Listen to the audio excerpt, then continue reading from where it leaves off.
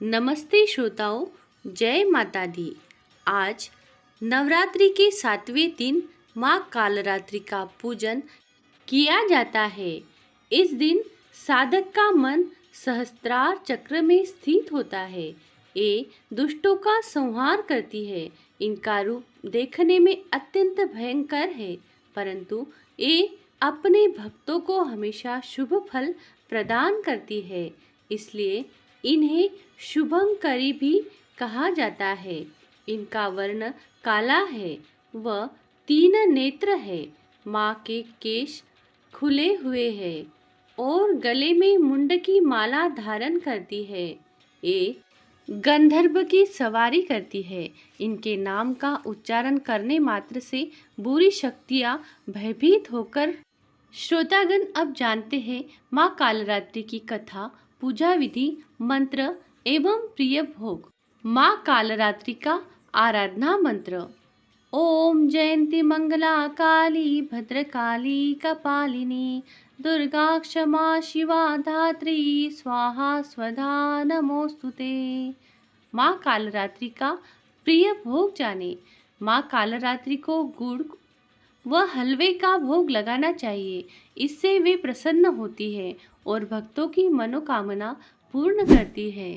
अब जानते हैं माता की पूजा विधि किस प्रकार करें। माँ कालरात्रि की पूजा के लिए सुबह 4 से 6 बजे तक का समय उत्तम माना जाता है। इस दिन प्रातः जल्दी स्नान आदि करने के बाद माँ की पूजा के लिए लाल रंग के कपड़े पहनने चाहिए। इसके बाद माँ के समक्ष दीपक प्रज्वलित करें। अब फल, फूल, मिष्टान्न आदि से विधि पूर्वक माँ कालरात्रि का पूजन करें।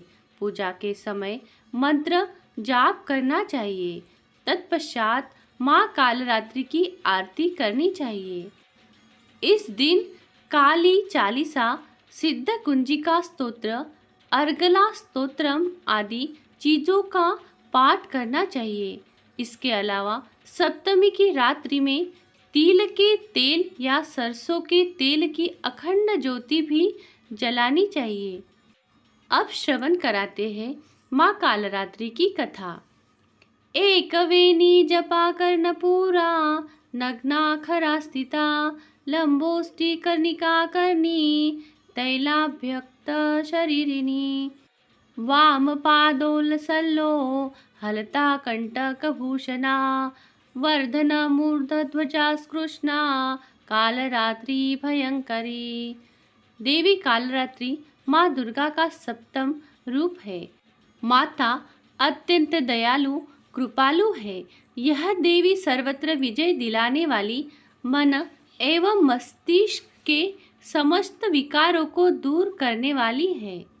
यह माँ दुर्गा की 7वीं शक्ति तथा कालरात्रि के नाम से जानी जाती है, अर्थात जिनके शरीर का रंग घने अंधकार की तरह एकदम काला है। नाम से प्रख्यात है कि इनका रूप भयानक है। सिर के बाल बिखरे हुए हैं और गले में विद्युत की तरह चमकने वाली माला है। अंधकार में स्थितियों का नाश करने वाली शक्ति है कालरात्रि। काल से भी रक्षा करने वाली यह शक्ति है। इस देवी के 3 नेत्र है। ये तीनों नेत्र ब्रह्मांड के समान गोल है। इनकी सांसों से अग्नि निकलती है। ये गंधर्व की सवारी करती है। ऊपर उठे हुए दाहिने हाथ की वर मुद्रा भक्तों को वर देती है। दाहिनी तरफ का नीचे वाला हाथ अभय मुद्रा में है, यानी भक्तों हमेशा निडर निर्भय रहो। बाई तरफ के ऊपर वाले हाथ में लोहे का कांटा तथा नीचे वाले हाथ में खड्ग है। इनका रूप भले ही भयंकर हो, लेकिन ये सदैव शुभ फल देने वाली माँ है। इसलिए ये शुभंकरी कहलाई, अर्थात इनसे भक्तों को किसी भी प्रकार से भयभीत या आतंकित होने की कतई आवश्यकता नहीं। उनके साक्षात्कार से भक्त पुण्य का भागी बनता है। कालरात्रि की उपासना करने से ब्रह्मांड की सारी सिद्धियों के दरवाजे खुलने लगते हैं और तमाम आसुरी शक्तियाँ उनके नाम के उच्चारण से ही भयभीत होकर दूर भागने लगती है। इसलिए दानव, दैत्य, राक्षस और भूत प्रेत उनके स्मरण से ही भाग जाते हैं। एक ग्रह बाधाओं को भी दूर करती है और अग्नि, जल, जंतु, शत्रु और रात्रि भय दूर हो जाते हैं। इनकी कृपा से भक्त हर तरह के भय से मुक्त हो जाता है। कालरात्रि की दूसरी कथा श्रवण कराते हैं।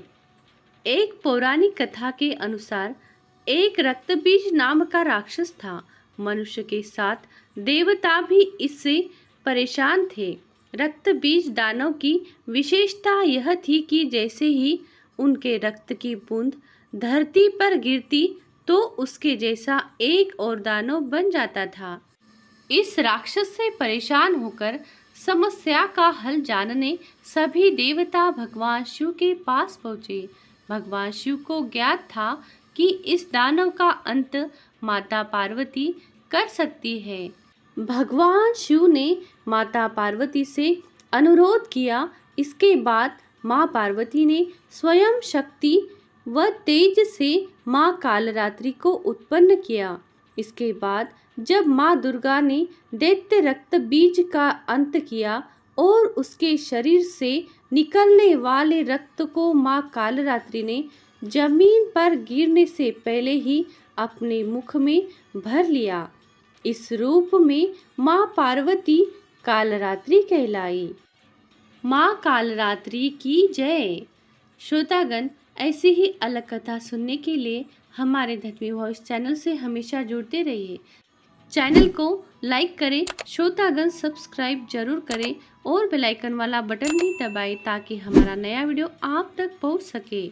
आपके प्रियजनों को यह कथा जरूर शेयर करें ताकि वो भी इस कथा का आनंद ले सके और कमेंट में जय माता दी जरूर लिखें या कालरात्रि माता की जय जरूर लिखें। कथा अंत तक सुनने के लिए आपका बहुत बहुत धन्यवाद। मिलते हैं नवरात्रि की अगली कथा में।